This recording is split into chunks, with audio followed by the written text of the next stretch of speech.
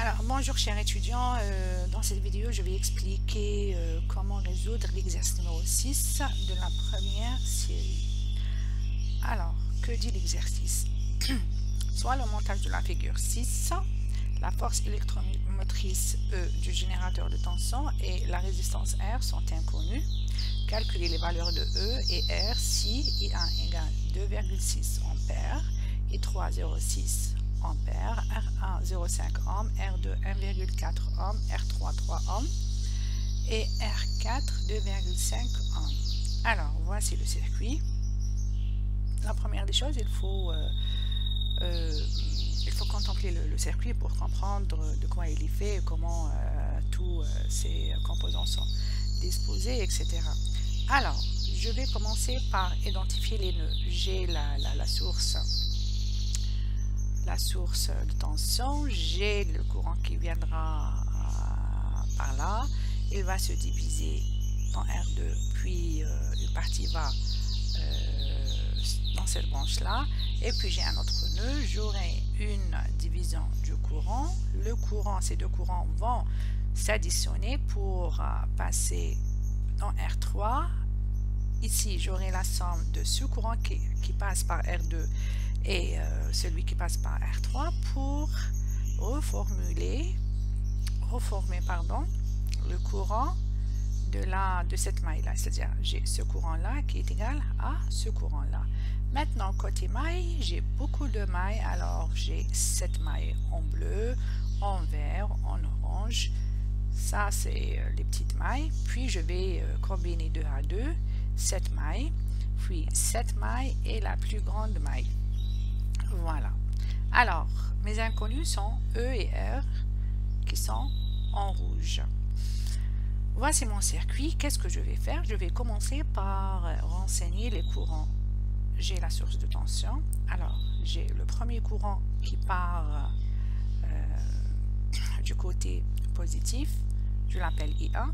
Ce même I1, c'est lui qui passe par la résistance 1. Alors, là, j'ai un nœud, j'ai I2, et là, j'ai I3. Ce sont les données que j'ai dans l'énoncé. Maintenant, je dois, c'est-à-dire si je regarde très bien, qu'est-ce que je remarque?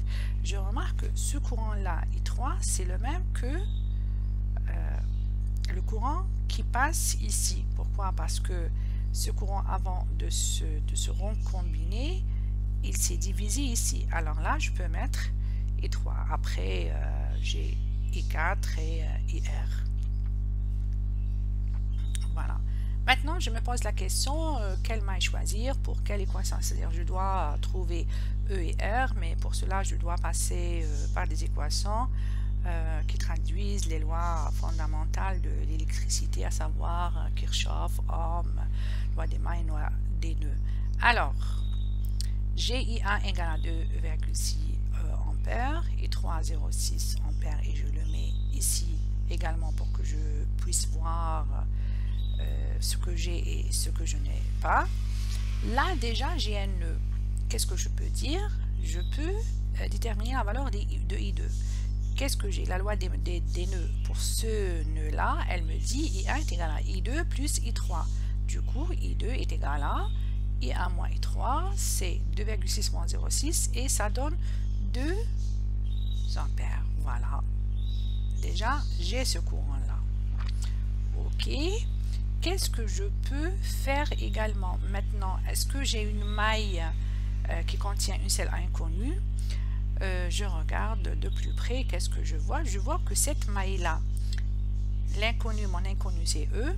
Là, j'ai cette tension-là, je peux la calculer, c'est R2 fois I2. Et cette tension-là, c'est R1. J'ai la valeur de R1. R1, c'est 0,5 ohm. Fois le courant I1. C'est le courant I1 qui va se recombiner ici. Alors, je peux utiliser cette maille. J'écris la loi des mailles. Je choisis le sens positif. Voilà. Alors, qu'est-ce que j'ai? E moins VR2 moins VR1 égale à 0. Voilà. Et puis, je détaille. E est égal à quoi? VR2 plus VR1. VR2, c'est I2 fois R2. Et VR1, c'est I1 fois R1. et le tour est joué. Je fais mes calculs et je trouve E égale à 4,1 volts. Je l'écris. Ici, je renseigne le circuit pour que je puisse toujours voir où est-ce que je peux aller pour trouver la deuxième inconnue qui est la résistance R. Voilà. Maintenant, qu'est-ce que je fais? Pour calculer R, je dois avoir des informations sur cette maille. Ça serait intéressant d'utiliser cette maille. Mais le problème, c'est que je n'ai pas I4. D'accord? Je n'ai ni I4 ni le courant qui passe par R. Qu'est-ce que je peux faire? Je pourrais utiliser une autre maille qui me permettra de calculer I4. J'ai le choix entre cette maille, cette petite maille ou cette maille-là. Comme ça. Mais moi, je cherche toujours la facilité. Alors, je vais choisir cette petite maille. Très bien. Voici la tension, les tensions, les tensions. Qu'est-ce que j'ai? Voilà le sens. VR2 moins VR4, puisque VR4 c'est dans ce sens-là, voilà, VR4 moins VR3 égale à 0. VR3 c'est quoi? C'est 0,6 fois R3, VR4 c'est R4 fois I4 inconnu, et VR2 c'est R2 fois I2 connu. Comme ça, comme ça, comme ça, et comme ça, et enfin j'ai VR4 est égal à 1 volt. Voilà, maintenant que j'ai VR4 c'est la tension entre ces deux points là, c'est-à-dire c'est la tension en borne de R4 et c'est égal à la tension en borne de R parce que R et R4 elles sont en parallèle. Voilà, qu'est-ce que je peux faire? Puisque j'ai VR4, je peux calculer I4. VR4 est égal à R fois IR. J'ai pas R, j'ai pas IR.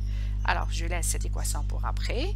D'un autre côté, VR4 est égal à R4 fois I4. Je connais VR4, je connais R4. Alors je peux avoir I4 qui est égal à VR4 sur R4. Et ça me donne 0,4 ampères. Alors là, j'ai 0,4 ampères ici. Si là, j'ai 0,4 et là, j'ai 0,6, alors là, il me reste 0,2. Voilà, I4 égale à 1 sur 2,5 égale à 0,4 ampères. IR égale à I3 moins I4. J'ai I3 est égal à I4 plus IR.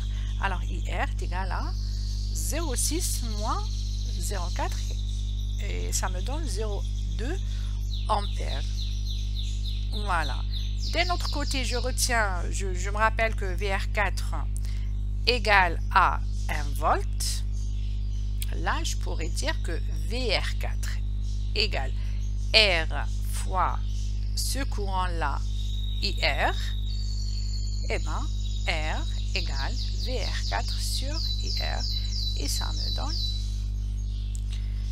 5 ohms. Alors, pour conclure, j'ai utilisé la loi des nœuds, la loi des mailles, etc. Le problème reste à savoir quelle maille choisir.